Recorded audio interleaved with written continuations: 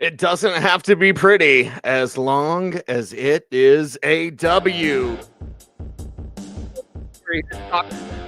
Broncos, the Houston Texans. Can you feel it? It's a Mile High Magic in Houston, and another fourth quarter comeback for the Denver Broncos as they win in an ugly one. Absolutely ugly, turd of a game, but it's a win. 18-15 is the final score. The Denver Broncos get the win. They are now 7-2 after 9 games, and they're rolling. A short week, of course, this week, facing the Las Vegas Raiders on Thursday night. Again, Orange Blue today, Postgame Live. I'm Cecil Lammey. Put up your comments, chat room. Feeling good, feeling odd. Again, it's another W. That's right, but my God, it was ugly. Ugly game from the Denver Broncos. Ugly game from this Broncos offense. Thank God for that Broncos defense. Fantastic showing from the Denver Broncos on the defensive side. And that's a good defense in Houston, that's for sure. Texas defense is legit. Broncos offense struggled, but they did just enough to get it done. And another one. Let's go Broncos country. Again, Cecil Lammey here to talk about this win, what it means for the Denver Broncos going forward. What can they do now, building that momentum on the season? A couple of games to go before the bye. A couple of divisional games to come up before the bye. So there's just a taste of some of your comments.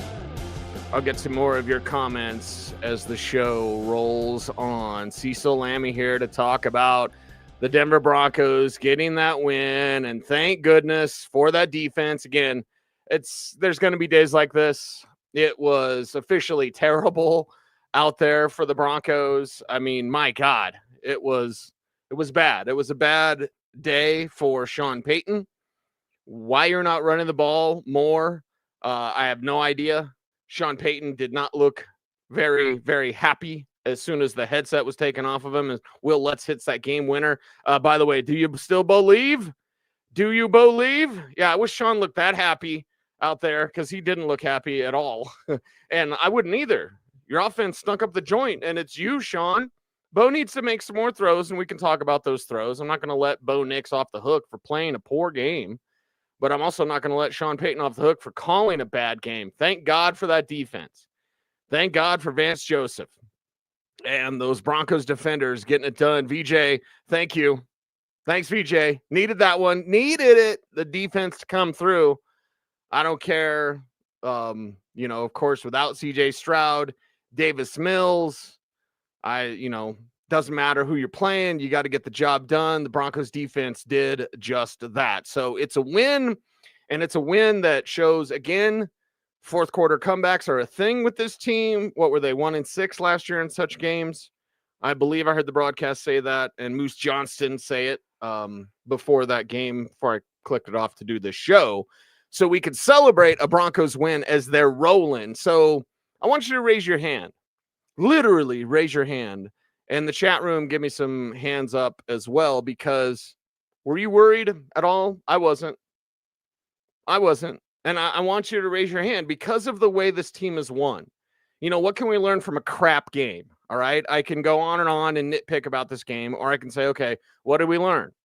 It's kind of like in football and in life. Do you sit around and complain about everything that's gone wrong in your life, or do you learn from it and you move forward? Broncos are moving forward. I'm going to move forward. I mean, there are plays to nitpick. Again, I'll go through them, but at the end of the day, it's a win. I don't give a crap. You look bad, you look great, you won. Period. The record book is not going to be like, yeah, that's a W, but I mean, it was another Will Lutz field goal to seal it. Like, yeah, baby. What'd you learn? So I guess it's just the nature of the Broncos this year. I wasn't nervous at all entering the fourth quarter. Excuse me. I wasn't nervous whatsoever. I had full confidence this team would get the win. That's just who they are. And it's not ideal. Again, not great, Bob. It's not ideal that you have to take it to the fourth quarter to do that. But when you look at this Broncos team and everything that they've done this year, And the way that they've won, hell yeah, I had full confidence. One, again, it's Davis Mills on the other side. Broncos defense was getting it done. Special teams, we got a big conversation about special teams to get to. And Coach Rizzi, now that you're officially halfway through the season, it's report card grade time. I'm not sure Darren Rizzi would get a passing grade for his special teams unit. They look pretty bad every single week. So there you have it. But I look at this and I go, I wasn't nervous. Fourth quarter, I knew this team was going to win. Fourth quarter, I felt good about this team pulling off the W. I didn't have any concerns. Concerns with the play calling, yes. But as far as like win, I expected them to win. They're a fourth quarter team, like it or not.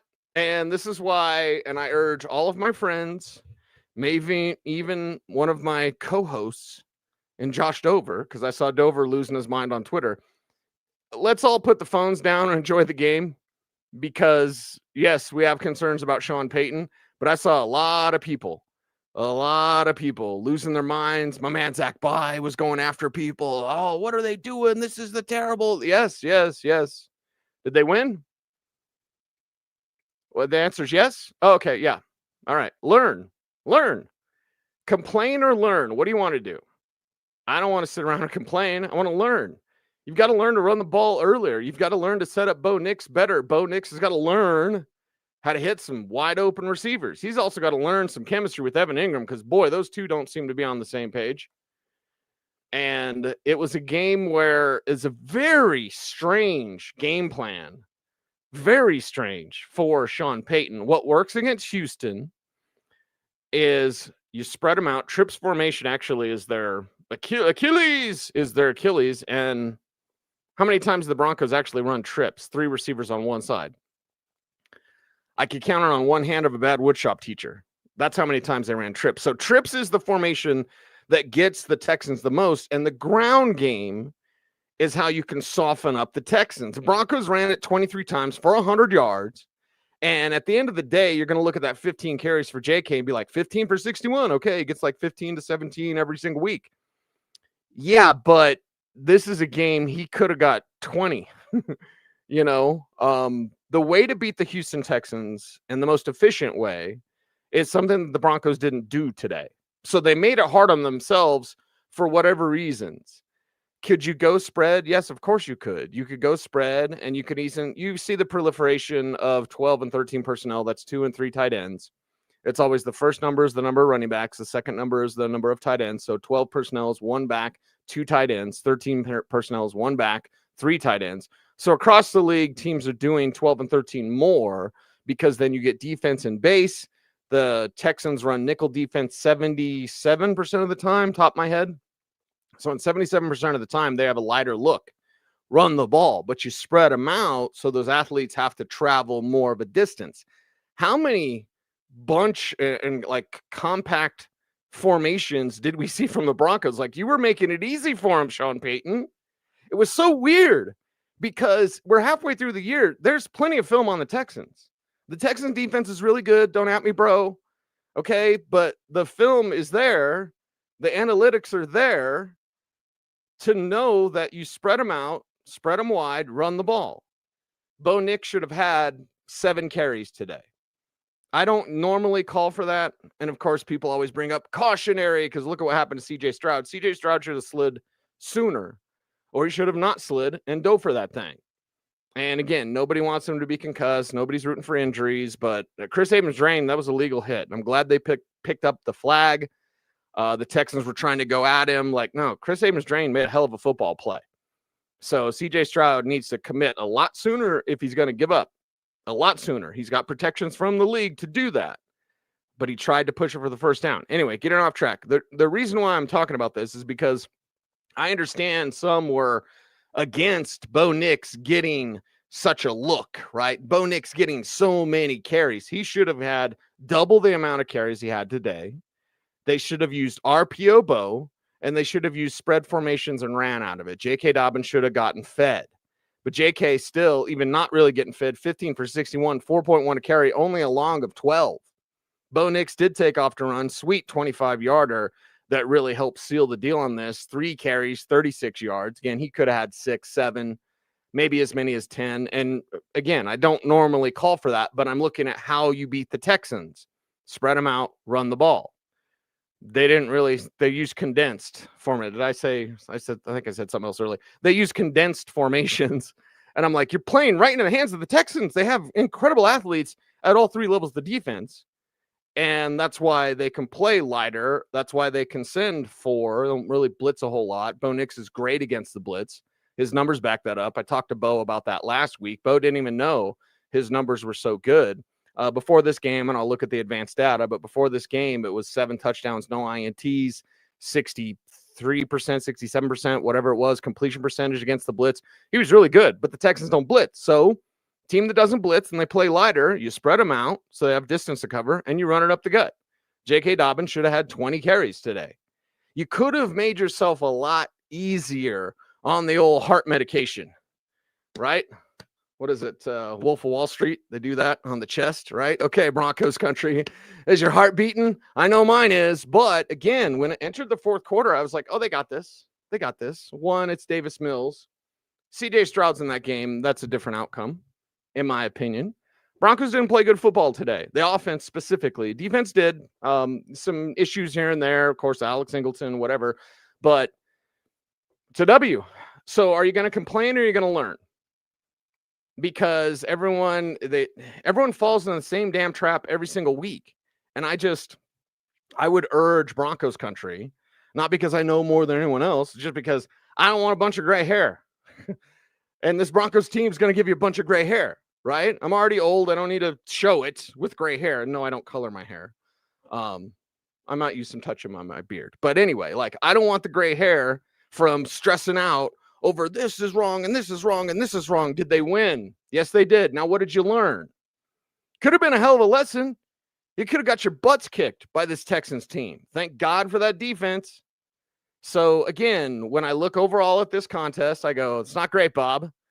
It's definitely not fun to watch. My God, my eyes were hurting. And it's tempting to go on Twitter and be like, this sucks and Sean Payton sucks or whatever. But at the end of the day, put this in the register. And what did you learn? When something happens to you, both good and bad, the question you must ask first is, what did I learn? This team won a game. That's good. They did not look good. That's bad. But what did they learn? How do they grow from this? How can they set up Bo to be more comfortable? Talked about it entering this game. I said, I want RPO Bo. I don't want Nico Collins to hurt this defense. And I want as much Courtland Sutton as possible. So looking over what the Broncos did today, it was Courtland Sutton with 1 catch on 6 targets. Stop trying to make Troy Franklin a thing. Sorry, Bo. I know that's your boo from Oregon, but why isn't Courtland Sutton getting the 10 targets? 10 targets for Troy Franklin, 4 for 27. 6 targets for Courtland Sutton, 1 for 30. But a touchdown. So I had the touchdown, thank goodness. RJ Harvey leading the way with 5 for 51 on 5 targets, 1 receiving touchdown on that beautiful route down the sidelines, and a great pass from Bo. That's the type of timing that you need. That isn't there with Evan Ingram. It isn't there other times, missing wide open Troy Franklin. Pat Bryant coming through clutch. My man John Davis texted me and said, what was your word for Pat Bryant after the draft? I said, he's clutch. Comes through on a big 3rd down. That young man is clutch. So again, what do you learn? How do you get Bo more comfortable? And that seemed like, and I'll go back and watch the coach's film, whatever, but it seemed like there was times when Bo didn't want to run when he should have ran. Now, when he did, paid off, leads to the game-winning field goal, big 25-yard scamper from Bo Nix. But I thought there were plays earlier where Bo could have taken off to run. And I do not believe they were spying him. So, okay, is that Sean Payton telling Bo, hey, don't run? Or, hey, try to make a throw? Because the throw, again, it was incomplete down the right side where Bo almost crossed the line as a passer. He should have just taken off to run. So there was a few times, and I'm not sure if Bo is coached up like that. And it's a weird week. It's a short week because of the Vegas game on Thursday night at Power Field at Mile High. So I don't know if I'll get to talk to Bo because I haven't seen the media schedule yet, whatever, my problems. But I want to kind of ask Bo, like, are you coached up to run less? Because there's some opportunities where Bo Nix could have ran. He can beat you with his legs. We've seen it time and time again. And he didn't today. And it was curious. Because again, if you've studied the Texans, as I know that Sean Payton has forgotten more about football than I. I'm just some chucklehead who talks into a microphone and has an independent comic book company and is a big nerd. But if you look at the Texans and you study the advanced data, it should be trips formation, spread, and run. And it wasn't today. It was condensed formations and a bunch of incomplete passes, way too much passing again from Sean Payton. So why? Sir Smoke-a-Lock asked that on Half Baked. Why? Like, why? Why, Sean? Why are you allergic to running the ball? And RJ Harvey with those most receiving touchdowns for a Broncos rookie. I believe that's rookie, not just rookie back. I'll double check on that. But now with another receiving touchdown for RJ Harvey, he's, obviously got more catches today than runs. Why not? Why isn't that the other way? Why isn't he running more? Why isn't the team running more? I mean, they could have done it. RJ Harvey's a good runner.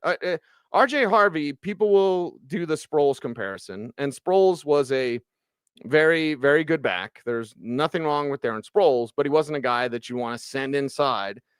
Not that Harvey is necessarily, he's not Maurice Jones-Drew, and he's not Darren Sproles. I believe he's more someone like a Keaton Mitchell, but you can send him inside. You could let him run the ball. It's great that he's being a receiving threat. That's awesome.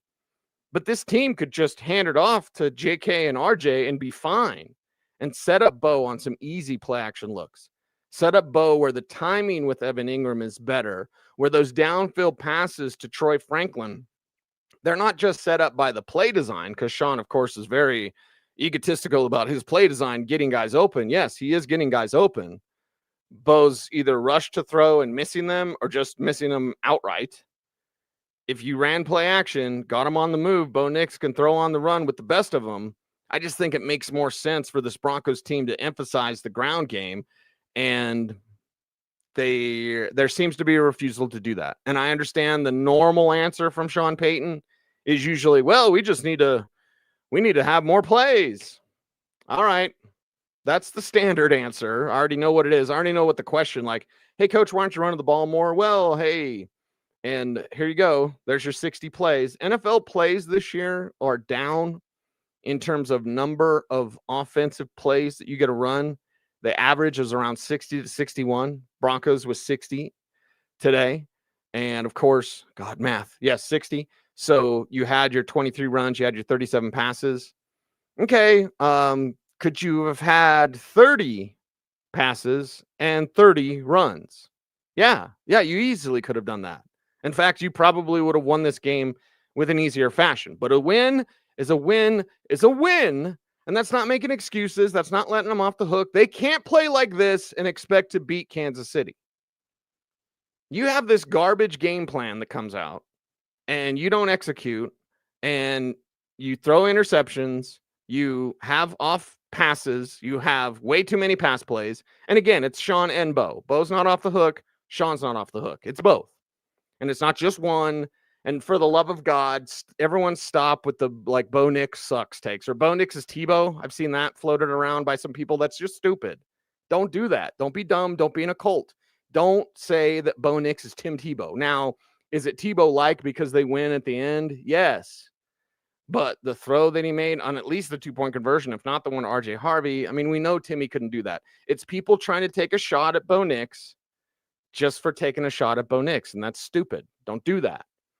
Clearly, this kid is a franchise quarterback. Clearly, the Broncos have their quarterback. Clearly, they're marching towards the postseason now with a 90% chance. This game was so important because I talked about it on Friday. It's Dover and Cecil, and you can watch all those on YouTube, by the way, so make sure to check out our Denver Sports YouTube channel, and thank you very much, and like, comment, share, subscribe, and all those sorts of good things.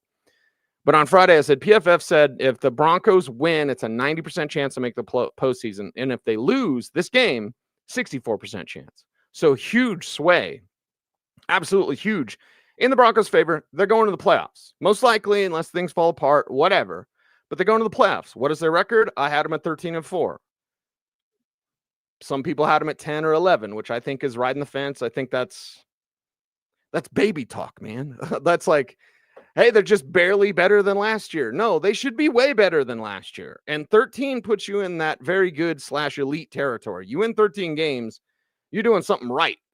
And I feel Sean Payton is stumbling into doing things right, but he's not doing things right to begin with.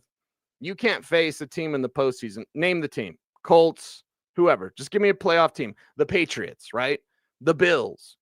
Whether it's home or away. You can't come in with this dog trash game plan and then expect to win. You got a fourth quarter team. They are the comeback kids. I did not feel nervous at all entering the fourth quarter. I knew it was going to come down. The NFL is full of one-score games, mostly. Now, I know last week was not. I think there was one game decided by one score in the early games, and that was the Jets, right? Top of my head. So week 8 was weird because it was a bunch of like blowouts, but normally in the NFL, you're going to get close games. That's why the officiating is under such tight scrutiny, because a call here or there that could change a game. And it often does in the NFL. The officials are terrible generally. And if you're going to face the Chiefs, you're going to face 12 people. You're going to face the 11 players and the officials. So if you're the Broncos, you better be a lot better, or Kansas City's going to kick your ass in your place. You want that? You want me sitting here a couple weeks from now losing my flipping mind because you got your ass kicked by Kansas City? I don't want that. Ain't nobody got time for that. I want the Broncos to win and to beat Kansas City and to stay in the driver's seat in the AFC West. You're there now. Don't screw it up. Kansas City can make a surge. Baltimore, as crazy as it seems, because, listen, the Browns suck, and Shadur's not changing anything, by the way, because he can't even get on the field over Dylan Gabriel. That whole franchise is a joke. The Bengals suck, whatever. The Steelers are frauds, and the Ravens are the most dangerous team in the AFC North. And what do they have? 2-3 wins now? But if they get on a roll, Baltimore's the type of team you don't want to face. You want the Broncos to be that. Right now, the Broncos are a team like, well, you just pounce on them early, and then they've got to go into comeback mode. And sometimes these comebacks are going to fall short. You're going to mess around and do this. Maybe it's against the Packers later this year. Maybe it's against the Jaguars. Maybe it's against the Chiefs. But you're going to mess around, and there's another word I would use there, but mess around and get in this hole. We can come back, and you're not going to be able to. That's just the way this game goes. You're not going to be able to do this every time. Stop doing this, especially against a team with Davis Mills at quarterback. Now, the Texans defense is legit. We're not taking anything away from that. But Sean Payton should have called a different game and a better game. Sean Payton should have spread out the Texans, made the athletes travel a bit further, create more spacing for your quarterback so your windows are a little bit more open. The windows are small in the NFL anyway. And that you could have ran the ball more effectively. And yeah, there should have been more design runs for Bo Nix rather than the one that he like stumbled for a yard or two. Like, no, come on. Quarterback draw. Could have easily done that for Bo Nix, and it would have been there, especially with those guys just rushing 4 regularly. So the Broncos get the win. I want you all to chime in on the chat room here. It's Orange Blue Today, Postgame Live. What did the Broncos learn?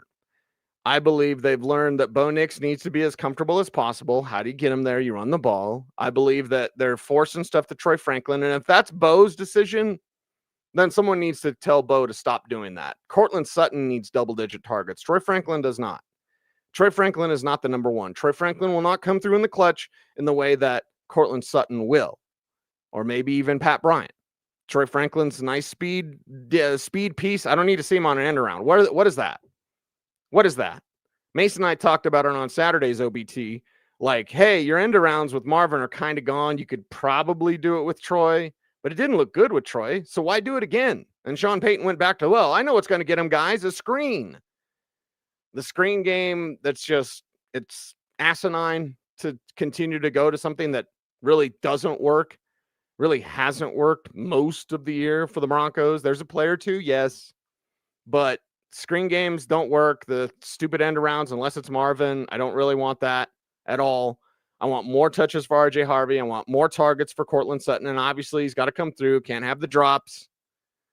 All these sorts of things. None of this helped out Bo Nix either. So, really, offensively, nobody's off the hook except for what? J.K. Dobbins, right? J.K. coming through. Should have been more J.K., more R.J., and then get Evan Ingram and Bo Nix on the same page. However that is, whatever that takes. Design plays, call plays where it's just going to Ingram or Bo takes off to run, something. There needs to be some chemistry. Like Bo doesn't know where Ingram likes to go, and Ingram doesn't know where Bo likes to put the ball. That's clear. It's clear those two aren't on the same page. You've got to clean that up. Now, fortunately, you have time, but it's week 9. It's going to be week 10. You're going to have a bye week in a couple of weeks. So, like, okay, week 10, week 11 against the Chiefs, then you have a bye. You can be 9-2 at the bye. I had them at 8-3 at the bye. I also had them beating Kansas City at home.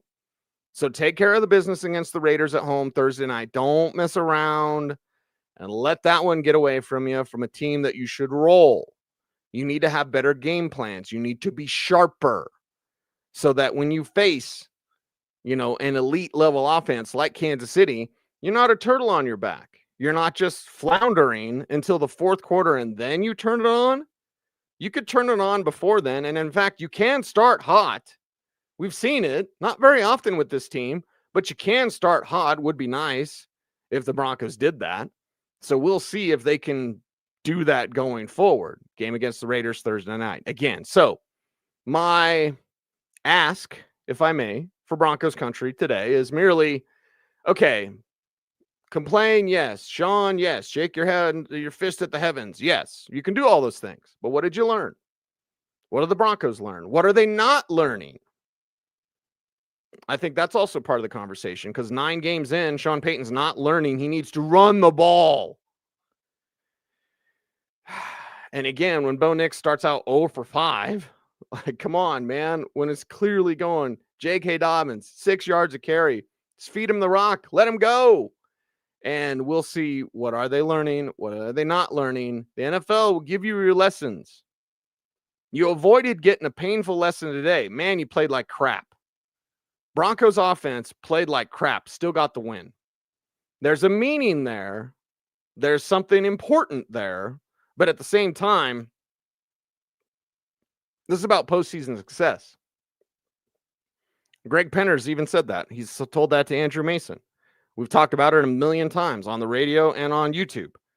When the owner says, hey, getting back to the playoffs and losing in the first game is not going to be considered success, guess what this team is about? This team is about postseason success. Can they play like that? And by the way, the Texans might not even be in the postseason. The Colts are running away with things. As in that division, there's probably one team coming from that division. There's probably 2 teams coming from the AFC East. And there's probably 2 teams coming from the AFC West. Broncos have a 90% chance of making the postseason now.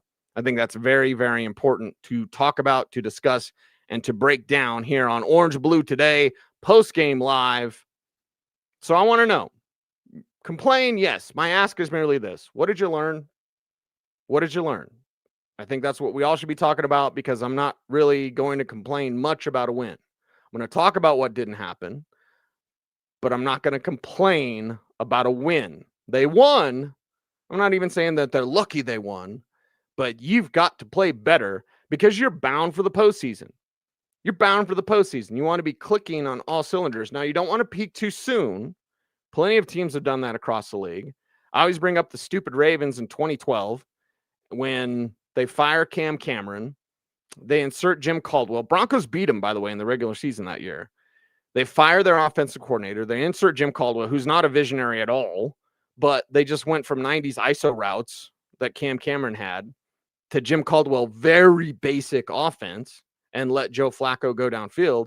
And then they went on and won the Super Bowl and, of course, beat the Broncos in that game where it was 13 below or whatever the temperature was. I know it was freezing out there, and then it was 60 the next Saturday when I was hiking at Red Rocks. So still bitter about that one because I thought the 2012 Broncos were the best Peyton Manning Broncos. What's my point? Point is this.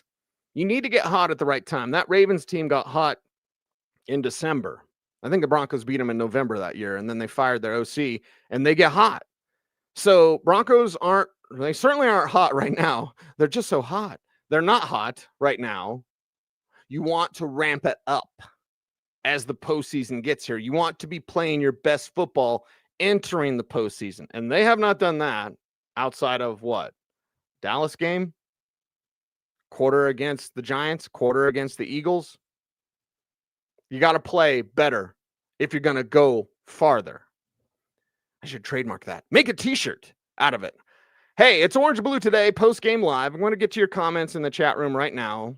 For the uninitiated, if you're just watching, hi, I'm Cecil Lammey. I have a big mouth, and I love talking about the Broncos.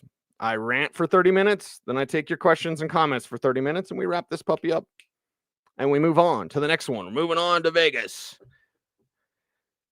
Go get those Raiders. But before I continue with your comments in the chat room, how about a word from our sponsor? Today's episode of Orange and Blue Today is presented by Ramos Law, the official injury law firm partner of the Denver Broncos. Ramos Law was founded by Dr. Joseph Ramos, an attorney and ER doctor, to provide exceptional care to those injured in accidents. With a unique understanding of both medicine and law, the Ramos Law team is built to fight for you every step of the way. Experience the Ramos Law difference. Contact them today at ramoslaw.com. That's right. Here we go, Broncos country. It's time for your comments here on Orange and Blue Today, post-game live. The Broncos win. And what did you learn? I learned that special teams needs a new coach. For everyone out there that's talking about that, by the way, with Darren Rizzi, I will have you know, and all you got to do is do a quick Google search. Darren Rizzi and Sean Payton are very close off the field in addition to on the field. So there's no way Darren Rizzi is getting fired. Okay, that's Sean's boy. Coach Katwika seemingly got fired over a blocked kick against the Chiefs. Coach Katwika was really good. Really good. A good man. I believe Army veteran. I know he was in the service. And had a couple of tours, I believe. I've talked to him a little bit about it with my son being in the military. Coach Katwika was good. This special teams was awesome. And then Darren Rizzi becomes available, and Sean fires Coach Katwika so he can go get his buddy. So for anyone out there suggesting like, hey, Darren Rizzi, he's never going to get fired. That's his boy. That's his number one guy. You are my number one guy. 89 Batman, look it up. Anyway, I'm a nerd. You're a nerd about the Denver Broncos. It's time to jump into the chat room. I'm trying to get to the bottom of the chat. Holy cow. I guess with over 1,200 comments, probably should have got to this a little bit sooner. But I need 30 minutes to clear my mind, and I need 30 minutes to get to you and then clear out some of the spam that I see in the comment section there as well. Also, the trade deadline. The trade deadline coming up. Let's see this. Bo has played great against the Chiefs. That's what Warwolf says. Warwolf X. I like that name. Going to steal it. Warwolf X says Bo has played great against the Chiefs. Okay, Sean going to call a good game. I think this is part of the conversation. We can talk about Bo all day. Bo needs to be better hitting some of those wide open throws. Bo's arm does have some limitations. Not throwing cross field 70 yards. He can't do that. So everything's got to be on the side of the field he's on. He can still throw it downfield. Don't at me, bro. I'm not saying his arm's weak. It's more about velocity. It's how do you cut it through the air more so than distance. And his ball rises and falls accurately when his footwork is proper. So Bo Nix can make those throws.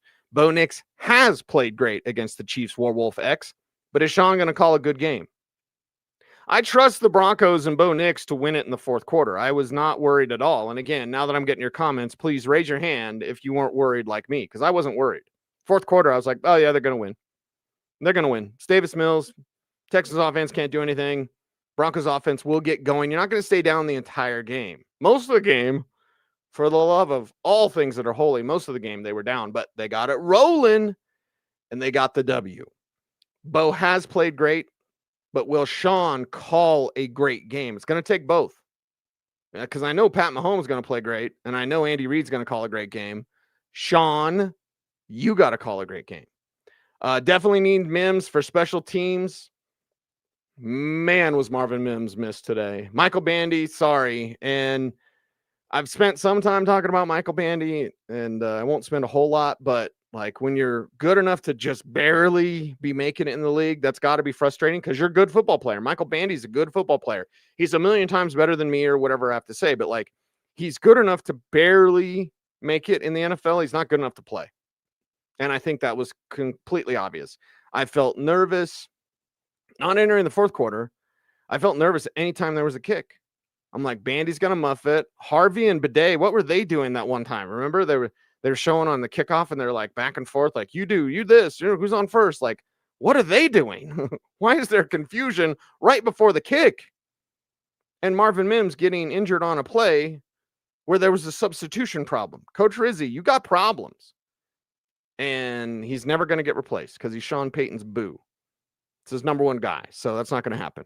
Of course, the trade deadline coming up Monday. What was very interesting to note is that both James Palmer and Mike Kliss, and sometimes, and with these two gentlemen, I will tell you, one, they're both dear friends, but two, they have independent sources. They have also similar sources. But I think it's very interesting when both Mike Kliss says to me on Thursday on the show, hey, come Monday, this team will look at what they need to do. And then James Palmer, I believe on the drive, might have been on the morning show, but I think maybe it was the morning show. And then James Palmer says, hey, come Monday, they're going to look at, some needs.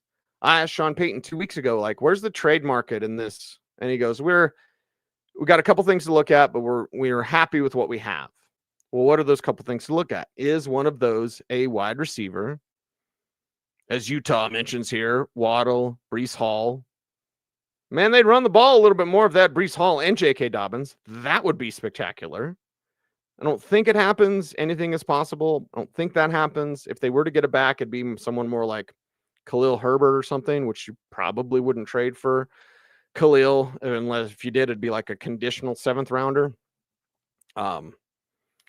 And then this one from Mike, one of the real ones in the chat room. What's up, Mike? Everything would improve with a proven wide receiver added to the team. And then Chuck says, we learned we still don't have a tight end. For whatever reason, and I think it was on socials, Dover and I had a like, hey, do you kind of just move forward knowing that it wasn't move on from Evan Ingram? I think the title was written, the title was written so that you would click on it. But on the little video we did from our show, we were having the discussion of, do you move forward knowing that Ingram's not going to be what you wanted him to be? And I think that's fair. I think that's fair to ask that question because Evan Ingram hasn't been what you wanted him to be. You wanted him to be Jimmy Graham, and he's not. He's not even close. And it's father time. It's nothing to do with Evan Ingram or his preparation or his fit or anything like that. It's just he's not the same player he used to be. And the Broncos are finding that out. So that video was released, and then I think it was on social. And Twitter is the realm of the lowest common denominator, and it always has been, by the way. It has nothing to do with Elon. Don't give me that stupid thing. Go to Blue Sky. We'll go. See ya. Nobody cares about that garbage app. I would look at this and I go, okay, is it time to just know Ingram is your best receiving tight end? But you could have an upgrade there. Now, is that TJ Hawkinson? I'm not sure. There's been rumors about that. Like, is there a tight end on the trade market you could go after? Perhaps. Is it David Njoku, who I've called for? And David Njoku is better than Evan Ingram. One, he's a blocker, a real good blocker. And two, he's a better receiver than Evan Ingram is right now. I think we can all look at this and go, Ingram and Bo aren't on the same page, and Ingram isn't what he used to be, which is fine. Again, it's just father time. So that's what happened. And I think it's fair to ask the question, do you kind of move forward, not away from Evan Ingram, but just knowing like, hey, next year, they better have Kenyon Sadiq in their plans in the first round of the draft. Oregon tight end. Look him up. This one from Touchdown Bo Nix. Yep, Texans have a good D. How does that excuse missing wide open receivers all the time? Bo needs to throw better. It's on both. It's definitely on both. And there's some drops. There's just this passing game was off. And one of the things that's odd, and it's if you look at it like in a basketball sense, like who's the hot hand, right? And Sean Payton, who loves passing the ball, and I know your efficiency numbers will say passing the ball is more successful than running the ball, but you run to set up the pass and you use influence with heavy personnel to declare and influence the other team, hey, we're in heavy, we're going to run the ball. They put in a base package, you're actually passing from that formation. You would need an upgrade at tight end to do that most effectively, because then your tight end to be out there. It's like, oh, they got a tight end, they got 2 tight ends, they got 3 tight ends, they're running the ball. Oh no, it's a pass. Here's David Njoku down the seam. Something like that. Cornbread says, hey, Cornbread, RJ Harvey got you another touchdown. So that's good today. Beavis saying Colts lost today. I'd love to see them in the playoffs again. I am not afraid of the Colts. I'm not afraid of the Chiefs. I'm concerned about the Ravens because everything that they do well when they're healthy is something the Broncos can't stop. And I know they have 3 wins, but the Ravens actually might be the most dangerous team in the AFC. And they have among the worst records in the AFC and aren't really in the playoff picture yet. But with the Colts losing, listen, that's the Colts barely beat the Broncos. I'm for, hell, even going to Indy. I don't care. Go to Indy. It's boring as hell. It's cold. It's a miserable city. Actually, really don't like Indianapolis at all, whatsoever. It's fine. The people are fine, whatever. But like, I'm not afraid to go to Indy, whatever. And that AJ saying, I live in Boston and see Drake May has been throwing the ball. Ugh, it's not even close. Bo is so bad sometimes. That's not untrue. I would also say with Drake, and I could dig up the numbers, and I may, like, during the week. I'm not going to do it right now. But also, look who Drake May's beaten up on. This Texans defense is a lot more difficult than the defenses that Drake May has beaten up on. So let's put a pin in that. Nate, who's a real one, the Texans are legit, and this win was huge. This one was big, Nate, because, again, it gives you a 90% chance of making the postseason. You would have had a 64% chance had you lost. So get out there and get it done. Garrett Wilson and Sutton would be an insane duo. Yeah. An insane duo. I don't think it happens. Warwolf talking about this person, a closet Chiefs fan. Is somebody in the chat room a Chiefs fan? Because it certainly isn't me.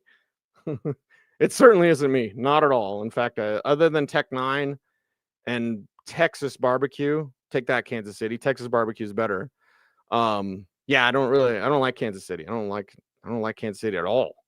Respect the hell out of Mahomes, of course, but yeah, not a Chiefs fan. I don't think you were calling me a Chiefs fan, and for the love of God, I hope not, because that'd probably be the biggest insult you could have for me. That or a Raiders fan. Thunderbuns hate the Chiefs, hate them. Right. Cecil, you're saying the same thing over and over again on a weekly basis. Yeah, I might be. Sean Payton needs to call better games. That's right. Saying the same thing over and over. Yes. Sean Payton needs to call better games. What have we learned? What have you learned, Kyle?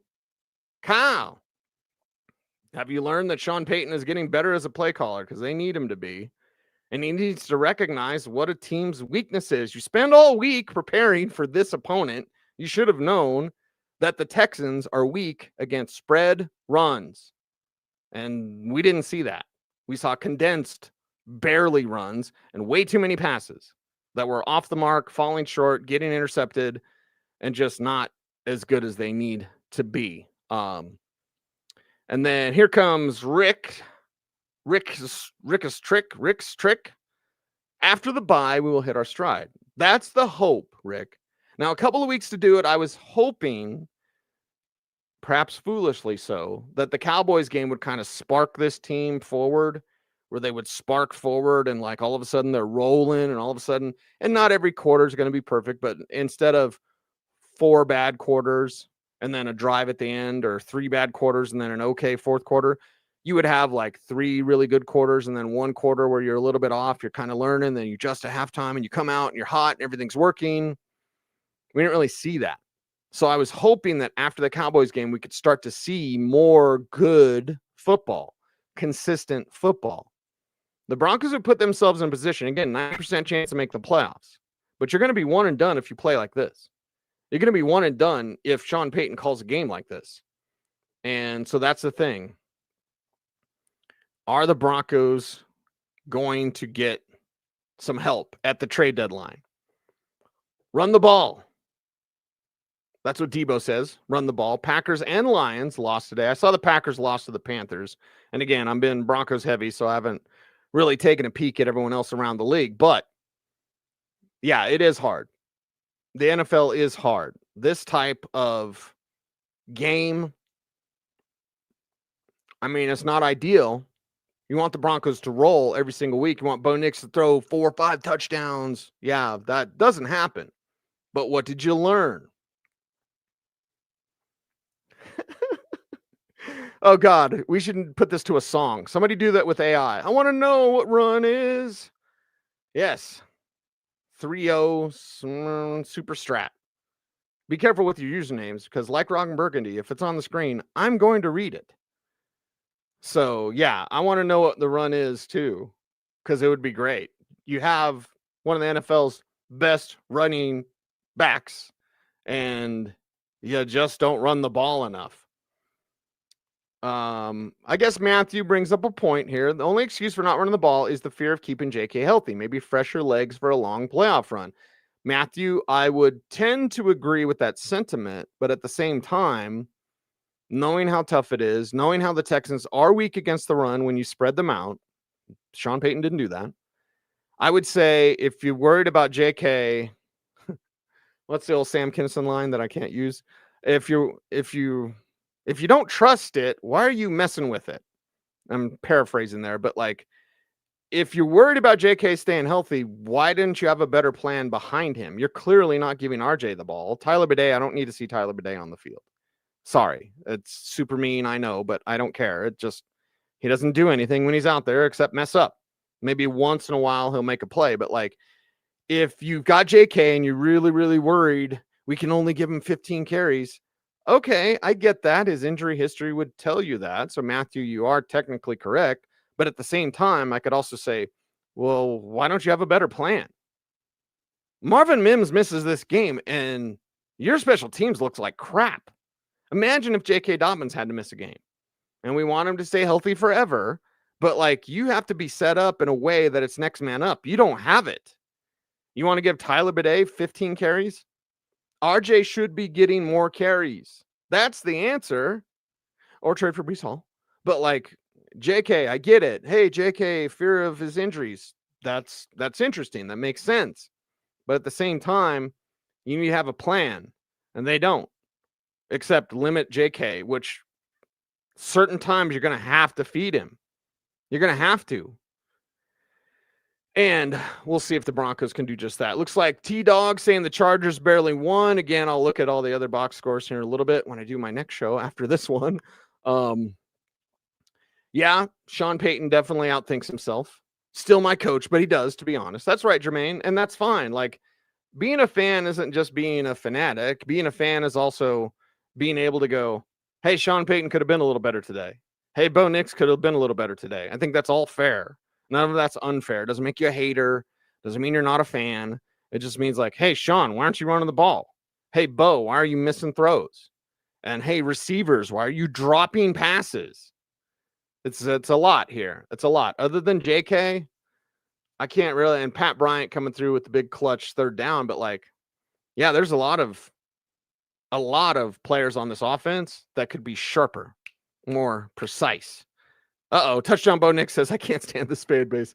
I would say some in Broncos country. What it is, Bo Nix, touchdown Bo Nix, is I believe that it's the propensity of like, I'm going to sound like Mike Cliffs here. The bloggers. I think there's a propensity of new media. And again, I'm part of new media. I've been podcasting for 20 years, so don't at me, bro. But I think there's new media that gets credentialed because they never say anything bad about the teams. And teams love that. What, you're going to cover the team and never say anything bad? Here's your credential. So that's what teams are now doing across the league, not just in Denver. And I think there's fans like that. I like hearing about my team and they're super positive. That's cool. I think people respond positively to positivity. At the same time, you need to say Sean Payton called a bad game. You need to say Bo Nix had some bad throws. You can still believe. Damn, I'm the leader of this group. You can believe. We all need to believe. But at the same time, Broncos country, you know ball, and you know good quarterback play. If you're old like me, you've probably seen mostly good quarterback play for the Denver Broncos because you got to see John Elway. You got to see Peyton Manning. Jake Plummer had good quarterback play for this team. Like, you've seen it before. You know what it looks like. You know that Sean is a little bit off in his play calling. Good coach, but bad OC. Bud OC? I think Bud OC would be a different type of offensive coordinator. But bad OC, yeah, maybe I could get that. Chuck says, Cecil, you're wise and benevolent. Thank you. I appreciate that. Let's go, Bo. That's right. Right. I like it. So we'll see what happens here. Harvey's still a legend from Cornbread. He's coming through, man. I want him to touch the ball more. I want him to touch the ball as a runner. Like, that does not make sense. It does not make sense that he doesn't get the ball as a runner more because he should. And we'll see if that actually is the case going forward. 7-2 feels great, baby. Feels great. And it feels great because we're creeping up on the 9-10 wins that some people thought this team would have, and that's all they would have. Yeah, they'll win 9 or 10 games. Vision. Do you have it? Look forward with this team. Look at the talent that they have. Look at the talent that is yet to hit their stride. Sutton needs to be fed. JK needs to be fed. Could use a little less Troy Franklin. Got to figure out the Evan Ingram thing, or replace him with the trade for David Njoku or Mark Andrews or insert tight end's name here, TJ Hawkinson, whatever. Like, you've got to figure that out. It's a results-based business. This isn't forever. They signed Evan Ingram. Yay. It's not working. So what's your other answer? Figure it out. If you're the Broncos, that's on them to continue to do that and also win. The offense is broken, but still putting along. Mike, yes. I appreciate that. Bad OC. There you go. Bud OC. He's a little bit of that too on the Bud OC, but they don't like when you bring that up. So let's move on. Actually, I think it makes them cooler. Like, hey, you got a coach that, get down a little bit. It's all right. Every game is a measuring stick. Yeah. And this was a measuring against that defense. Make no doubt about it. That defense is legit for the Texans and the way that they get it done. And Sean didn't even use what works against them, and they still won. So, yes. And Creaky, what's up, Creaky? We can be critical of a win. Yes. Yes, Chucky's saying, don't at me, bro. That's for sure. Yes, because playoff games are never close games. They're learning, right? They're learning about what they can do. They're also pushing the envelope a little bit too much. Like, it's good that you can win fourth quarter games. Don't do it all the time. It's good that you can do that, but that's the thing. Like, you can't do it all the time. You're tempting the football gods if you do that. How many Broncos has Cecil busted on his ranch? A few. Trained horses growing up. Got bucked off twice by the same horse, by the way. Wrangler. Cat-like quickness on that horse. Man alive. Jumped right out from under me. And I'm a retired horseman. So, yeah. That horse, very, very athletic. Bo Nix is my QB1. That's right. More of your comments here in the chat room. You guys going at each other. Bronco Maniacs. Shout out 7th grade AYL champion Coyotes. They whooped Creek Blue 50-15. There you go. Why can't the Broncos win a game like that? That'd be nice, huh? But the Texans defense is legit. It's a week-to-week league, as Space says. 7-2. Sace, sorry. Space. I'm Spacey. Yeah, 7-2. Baby, what's the problem? There's no problem. They're 7-2. You're feeling good, looking good. Just not looking consistent. And offensively, you're having some struggles that the Broncos can figure out. That's a nice thing. Everything they're doing isn't necessarily a talent problem. I believe it is at tight end for what Evan Ingram's being asked to do. He's being asked to be Jimmy Graham. He can't be Jimmy Graham. So that's a talent thing. But as far as the other things, there are coaching points. Bo Nix with better footwork. Bo Nix with better pass placement. Like, those are coachable things. It's not like Bo Nix doesn't have talent. It's not like Bo Nix can't make those wide open throws. But ask any quarterback, even high school quarterbacks from six-man football in Grover, Colorado. Sometimes the most difficult throw is the wide open one because you're like, oh, crap. I hope I don't screw this up. Oh, crap, I screwed it up. So, yeah, have a little bit of grace there with Bo. I will, but also at the same time, demanding more.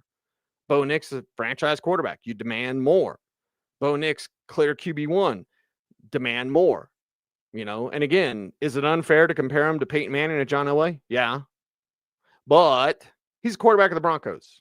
And the more you can be like Elway and Manning, the better. You're not going to be those guys, but the more you can be like them, the better it is for this team. So feel good about this 7-2. Nate saying 7-2 and so-called Broncos fans are complaining. I'm seeing a little bit of that. Sky Rizzy, Creaky. Sky Rizzy, yes. If it's a commercial on a football game, it's probably not good for you, allegedly, unless Sky Rizzy sponsors me. And then it's the best. I don't even know what it's for, but it's the greatest product of all time. I use it every day, twice on Sundays. Fire Rizzy, how about that? Then Sean is a horrible coach if you can't get rid of incompetent people. Well, Swink, that's his boy. And all of us have our boys and maybe ladies. But if you have your best friend with a job and you're the one that hired him, are you going to fire your best friend? Now, you might yell at him, and maybe Sean likes that. He can go get in Rizzy's kitchen, and Rizzy will be like, yes, sir, right away, sir. He's got a hoarse voice, so that was my Darren Rizzy impression.